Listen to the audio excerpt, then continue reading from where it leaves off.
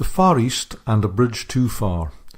This is Roger Watson, and this is my entry under Connecting Continents on the Reflections in Nursing Leadership blog of 15th of June 2018, and this was written in Hong Kong International Airport.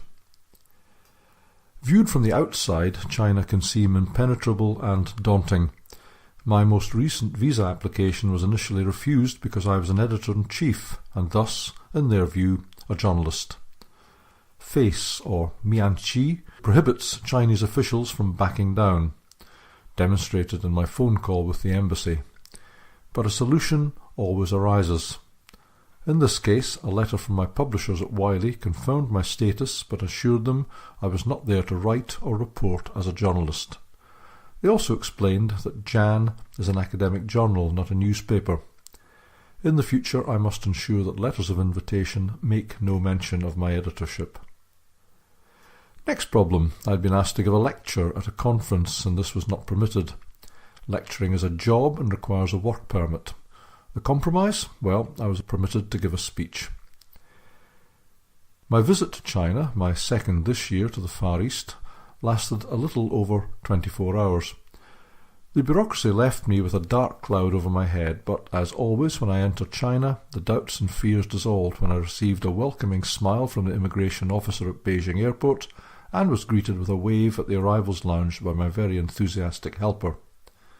Her enthusiasm wasn't dampened by the fact that I'd been delayed by monsoon rains for 2 hours in Hong Kong, and it was already past midnight. I got to bed in the Beijing Hilton at 2 a.m, only to rise again a few hours later for the next stage of the journey. Later in this post I'll tell you what I was doing in China. Taiwan. This Far East visit began in Taiwan, where I was visiting China Medical University, or CMU, in Taichung for the second time. It was the 60th birthday of the university, and I was asked to give 2 lectures at the School of Nursing. I spent 3 days in Taichung, managed to fit in some early morning running in the parks, and was looked after very well. My very good friend Lian Hua Huang, Fellow of the American Academy of Nursing, former head of nursing at the National Taiwan University and former head of the Taiwan Nurses Association, is now Chief Executive Officer for Nursing at CMU.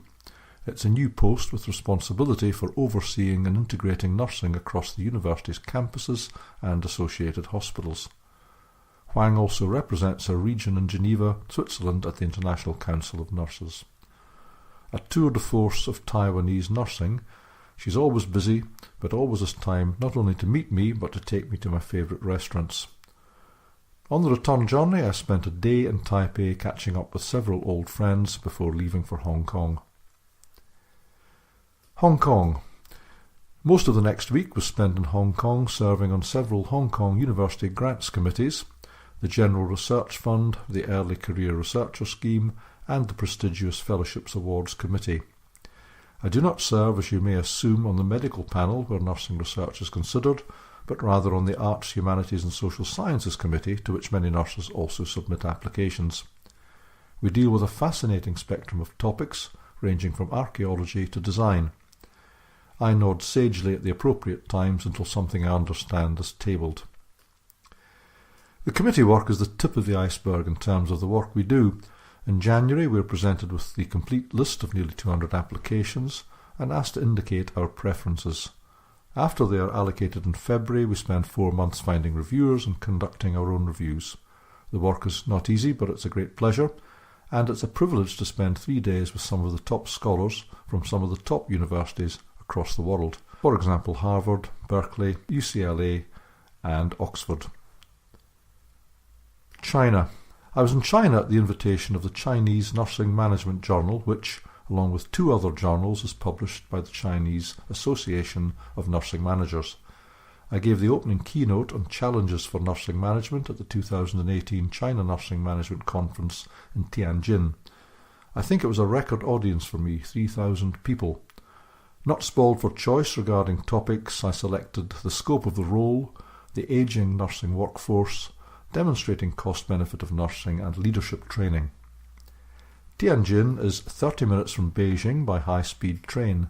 These trains are wonderful. They travel at 300 kilometers per hour, but the movement is barely perceptible.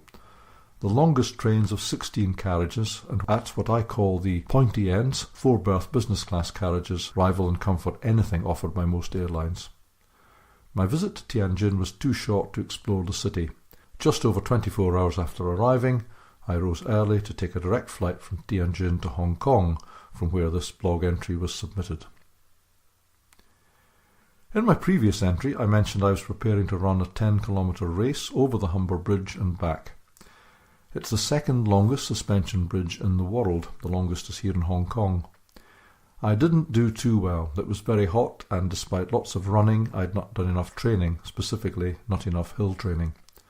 For anyone who thinks bridges are flat, try running the Humber. Suspension bridges have slopes at both ends, and I felt every one of my 62.5 years, as well as my lack of hill training. That will be remedied over the rest of the summer. This podcast was produced in association with youpublicationslimited.com.